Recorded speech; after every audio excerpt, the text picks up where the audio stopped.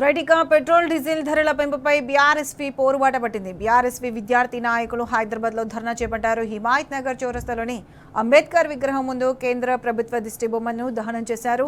ఇంధన ధరల పెంపుతో సామాన్య ప్రజలు తీవ్ర ఇబ్బందులు పడుతున్నారని బీఆర్ఎస్పీ నేతలు ఆగ్రహం వ్యక్తం చేశారు. ధరల నియంత్రణలో కేంద్రం పూర్తిగా విఫలమైందన్నారు. వెంటనే పెట్రోల్ డీజిల్ ధరలు తగ్గించాలని డిమాండ్ చేశారు.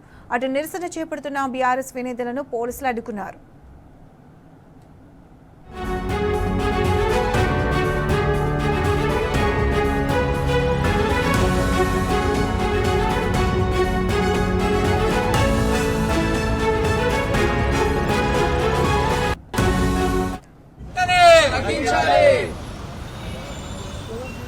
बीआरएसपी जिंदाबाद, बीआरएसपी जिंदाबाद, बीआरएसपी जिंदाबाद, बीआरएसपी जिंदाबाद, बीआरएसपी जिंदाबाद।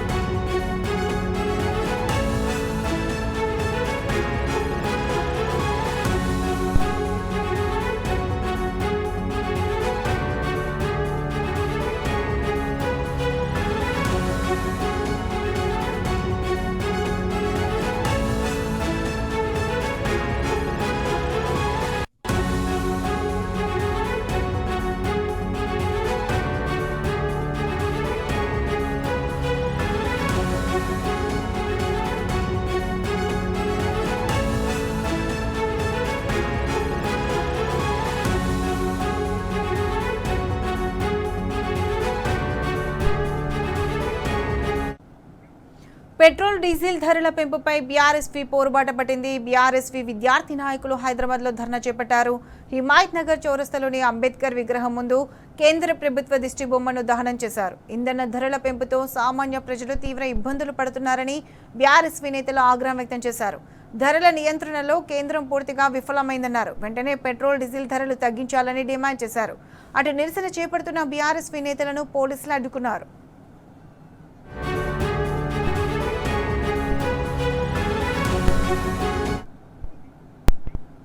రెడ్డి, ఇదే అంశంపై పూర్తి అప్డేట్స్ మా ప్రతినిధి అరవింద్ లైవ్ లో అందిస్తారు. అరవింద్, చెప్పండి, పెట్రోల్ డీజిల్ ధరల పెంపుపై బీఆర్ఎస్పీ విద్యార్థి నాయకులు ధర్నా చేస్తున్నారు. ధర్నాకు సంబంధించి అప్డేట్స్ ఏంటి? రైట్, ఏదైతే ప్రత్యక్ష చూసుకుంటే బీఆర్ఎస్పీ విద్యార్థి విభాగం ఆధ్వర్యంలో కూడా ఏదైతే హిమాయత్ నగర్లోని అంబేద్కర్ చౌరస్తా వద్ద కూడా ఇప్పటికే ధర్నా చేపట్టారు. అటు దిష్టిబొమ్మ కాలబెట్టే ప్రయత్నం కూడా చేశారు. పోలీసులు కూడా అడ్డుకున్నారు. ఏదైతే కేంద్ర ప్రభుత్వం పెంచిన పెట్రోల్ డీజిల్ ధరల వల్ల కూడా సామాన్యుడిపై భారం పడుతుంది, సామాన్యుడు నడ్డి విరిగే విధంగా కూడా ప్రభుత్వం చేస్తుందంటూ కూడా ఇప్పటికే తీవ్ర ఆవేదన వ్యక్తం చేస్తున్నారు. అటు కేంద్ర రాష్ట్ర ప్రభుత్వాలు కూడా ధరల నియంత్రణపై ఎలాంటి చర్యలు కూడా చేపడతలేమంటూ కూడా ఆవేదన వ్యక్తం చేస్తున్నారు. ఏదైతే బీఆర్ఎస్పీ ఆధ్వర్యంలో కూడా ఆ ధర్నా చేపట్టారు. మనతో ఇక్కడ విషయాలు ఉన్నారు, వారిని అడిగి తెలుసు. సార్, చెప్పండి, ఏ విధంగా కేంద్ర ప్రభుత్వము అటు పన్నులు కానీ ఇటు పెట్రోల్ డీజిల్ ధరలపైన కూడా ఛార్జీలు పెంచడం పైన ఏ విధంగా చూస్తారు? ఇప్పుడు పెట్రోల్ డీజిల్ ధరల పెరుగుదల కారణంగా సామాన్య ప్రజలు, రైతులు, చిన్న వ్యాపారులు, విద్యార్థులు ఎన్నో ఇబ్బందులు పడుతున్నారన్న. మీరు చూసుకుంటే గత మే 15 నుంచి మే 25 తారీఖు దాకా వరుసగా 8 రూపాయలు పెరిగిందన్న.